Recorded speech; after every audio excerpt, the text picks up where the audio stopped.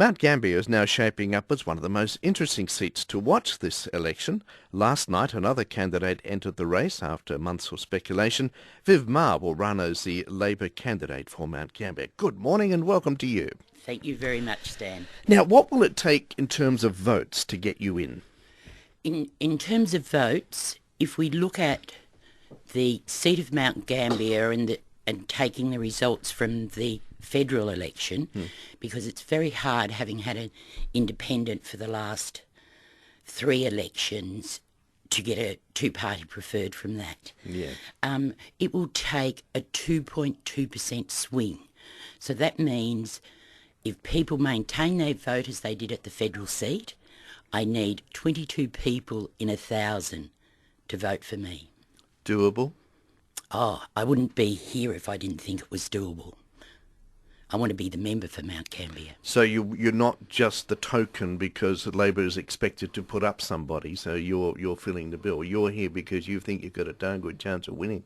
And I also think there's some, in your words, darn good things happening with the Labor government.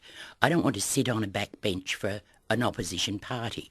I want to be there as part of government. And I'm very hopeful that a Labor government will be returned and I can be an active part of that government. It's been, 35 years or something since Labor has had a seat in its own right here? It's been a fair long while. time. So what do you think, why has this area been so, and when I use the word conservative, I'm talking about in political terms. Why do you think the Libs have held it for so long, so well? Oh, well, the Libs haven't held it for that long. We've had an independent voice here, and gradually, over that time, we've actually only had one Liberal member since 1938. And we've had 2 Labor Party members and 2 independents. So although one member was there for a reasonable time, gradually, over the last few elections, you can see the Conservative Liberal vote eroding. So changing times ahead. What are you going to focus on, Viv Maher?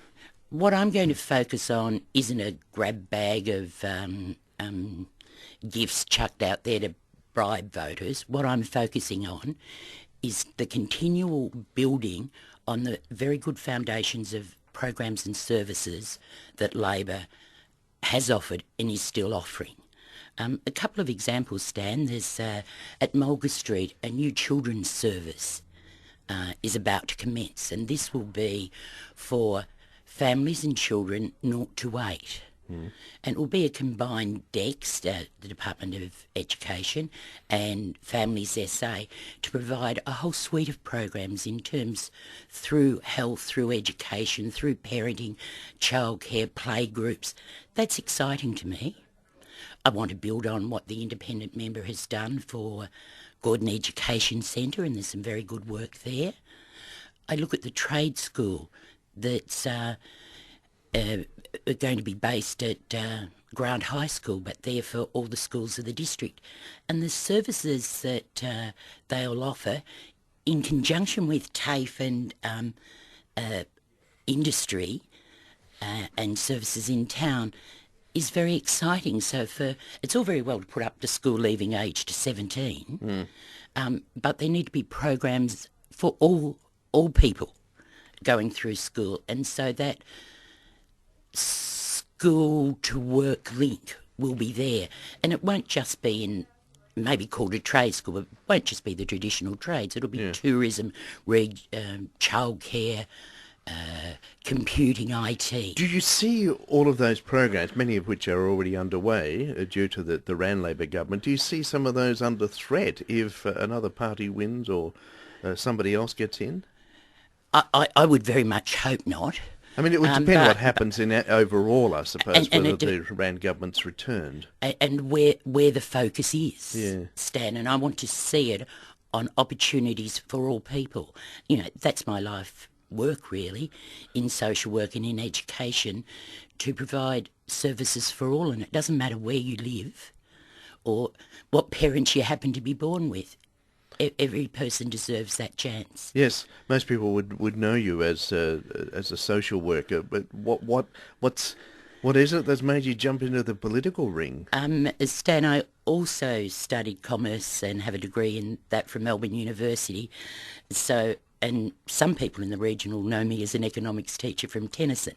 So for there to be change, and that's what I'm talking about, for there to be change, you need to balance the economics with the service. So it's got to be possible. There's only so much of an economic pie to share, and I want to see that that's shared as equitably as possible.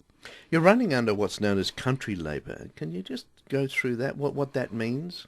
It's all the country sub-branches are identifying as country so that we have a collective voice at convention and other forums in Adelaide to say, don't forget us here in the country. And I'm pleased to say that we have a separate part of Labor's strategic plan as well as their platform that is focused on regions. And it's for us to keep that regional flag flying. Yeah. In the Labor Party. So do you fear that if country labour as such didn't exist, that even the Rand government could be guilty of ignoring country seats? I would hope very much not. But otherwise, why would they have formed country labour? Oh, we've formed country Labor, not Rand. The country Labor parties have said, hey, we want this badging so that people know that there's country people. Yeah, but there must have been some feeling or perception that perhaps the regions are being neglected by the sitting government in order for you to do that. No, it's not neglected. It's just to have a strong voice. Because, I would imagine in certain circles you've been a critic as well of previous Liberal governments having everything stopping at the toll gate, etc., etc. Do you still think there's a fair bit of that going on? I don't think there's a fair bit of that going on. I think that we need strong voice to ensure it doesn't go on. Yeah. We have a legislative councillor from this area who is up for re-election.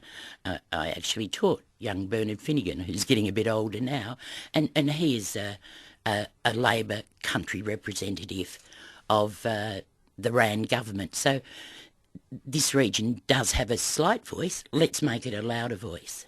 Have you had time, Viv Maher, to look at issues such as transport and the old horny issue of rail and what have you?